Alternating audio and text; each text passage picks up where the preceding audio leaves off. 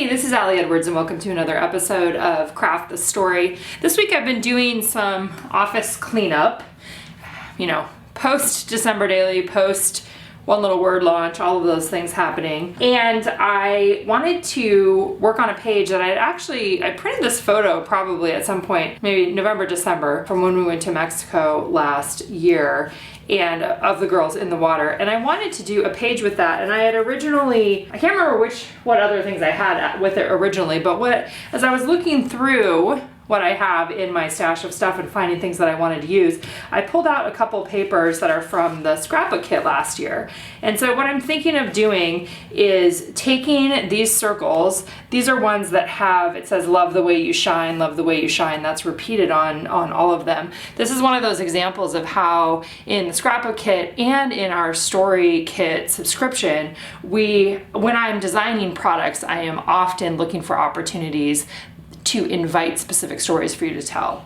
And the stories are, love the way you shine can be used with a pet, it can be used with a parent, it could be used for yourself, it could be used for your kids, right? It's not specific to whatever your family structure or how that's set up, which is the way that I try to design things here. But what I'm thinking about doing, because I want this to go in a 6x8 album, so this is a story that's not going in my 2022 album, right? The one that I showed in the video last week. This is gonna go back in a 2021 6x8 album. But what I want to do is I want to punch these out. So this is a shape, obviously, that is would be a challenge to cut out, right? Like these are super starbursts. So what I'm thinking about doing is just using I think this is a 3-inch circle punch, and then punching out some of these circle shapes that I will then layer either on top of this pattern paper, or they might kind of go across both pictures here, or both pages of the spread.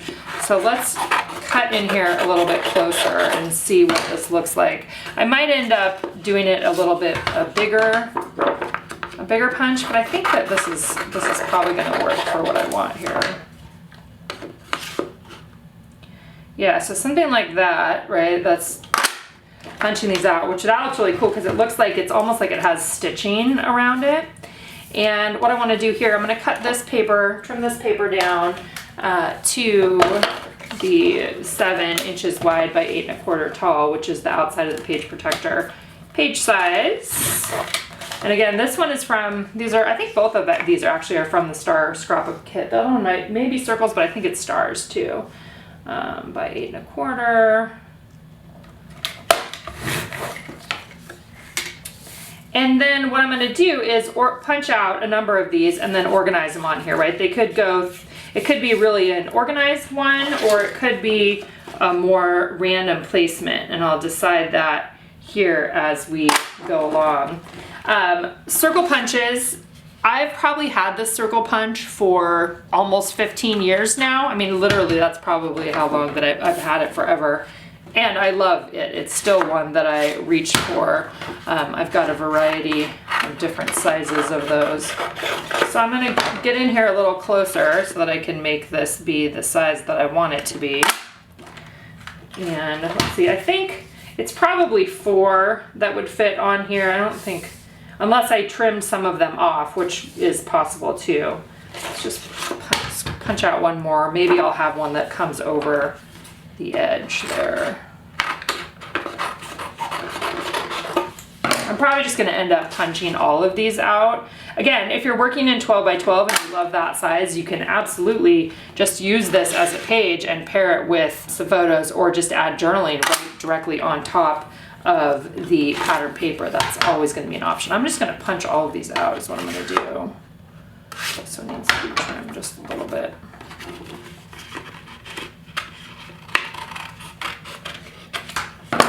Sometimes too, on something like this, like I might punch, I'm wondering if maybe I would want these as a partial circle.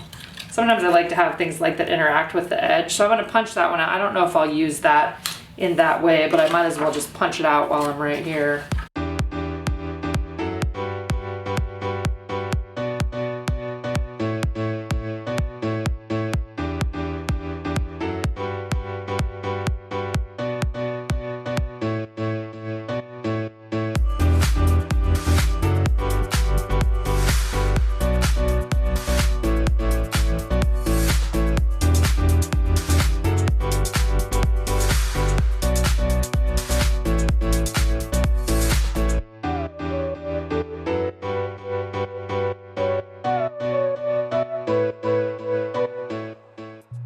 right, next step in this process is I pulled out a embroidery floss box, plastic box there that I've been organizing some hearts into. I've been starting to do some things by shape like that, and so that's one of the things I did recently. And going through the different little hearts that I have, knowing that I wanted to put one inside part of that circle. So using that 7th circle as an embellishment on my first page, or the page with the photo there, is the plan. So I just kind of went through a bunch of different textures of hearts. Everything from felt to some plastic ones to some fabric ones. In the end, I end up going with it's kind of a plastic one. It's like a pleather plastic. I'll come back to it in a minute. You'll see that. But my plan here was to cut that off and then add that into the bottom, and I'll do that in a little bit. So one of the things I've been trying to do, and you guys might have heard me talk about this before, is punching the holes into my pages really before I get started so that I don't forget where the holes are going to go. Now, as I'm looking at this right now, I really like that I picked that heart, and I kind of wish that I would have done that heart instead, but I ended up with the pink one, and that was fine too. The other thing that I'm pulling out here are chipboard numbers. I was looking at, we had fabric numbers that were an add-on last month for the story kit. Actually, they might still be in there now, but I'm going to use some of the chipboard numbers that were a part of the chipboard in the Begin story kit this month. That's where the little number circles are going to come from, and I'll be adding those on there in just a minute. But here you can see the plastic heart that I grabbed. I believe this was an add-on at some point last year for one of the story kits, and it has adhesive on the back, but I'm also going to use a brad to go through there just to add a little bit of additional texture. Sometimes when I'm doing something like this, I will go all the way through the page, which is what I end up doing on here. And then you'll see me pull this up because then I decide later on that I want to add some foam adhesive underneath it. But I'm punching all the way through, using my paper piercer to go all the way through there, and then adding the brad. So it's not really a functional brad. I mean, it is functional because it's going all the way through, but I had already used adhesive. So a lot of times for me, brads are just a texture sort of thing. I just like adding them on. Here you can see where I'm adding on the chipboard circles there, adding my own adhesive and then placing them, or finding a location for them. I decided to go across, so it goes 1, 2, 3, 4 across there. And at this point, I haven't cut anything off or trimmed anything down on those circles, which I will be doing in a little bit, trimming some off the top and the bottom. But right now I'm just getting the numbers oriented with where I want the text to be on those circles. So just taking a little bit of time to put this part together before I go ahead and add my journaling. Okay, so I had to take a little break here and do some other stuff, and now I'm back. And as I was walking to the mailbox, I was thinking about how this is a stamp set that's actually releasing today, which is part of the Day in the Life collection. But I was thinking that this might be fun actually to add on to some of these. It doesn't work as well maybe on these top ones here, but I'm kind of thinking they're shaped, right, and they're ing words, and loving would work great on this one. So I'm kind of thinking about maybe adding this on to a couple of these. I'm not sure. It may not make as much sense as I thought it would, but I'm just going to show it to you guys anyway so that you could see. Probably makes more sense. Like if I wouldn't have added on the numbers. Anyway, FYI. Okay, so I did decide I wanted to try that. So I went ahead and I used the Columbia ink, which is our really light ink. And the reason why I was using that light blue is probably because of the blue in the photo, but also just thinking, maybe I would want to write on top of it. And at this point in the process, I still was kind of unsure about what exactly I was going to do.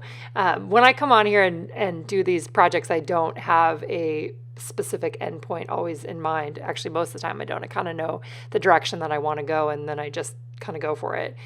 So I did end up using that stamp from the new Day in the Life release that came out today, the loving stamp on top of one of the circles. I just decided to do it on one. In this case, I probably could have done it in black or had it be a darker color, but I still wasn't really sure at that point in the process. So what I'm doing now is I'm actually going ahead and adhering down 4 of those circles so that I can trim off the top and the bottom and just kind of have them on there exactly where I want them to be.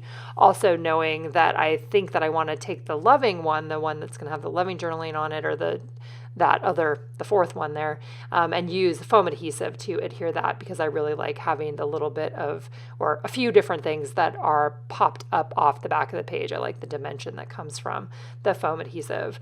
And so in this case, I'm only going to do one of them, plus the one over on that first page, which if I haven't already, you will see, I don't think you have seen yet, I will be pulling that up off the back of the page there.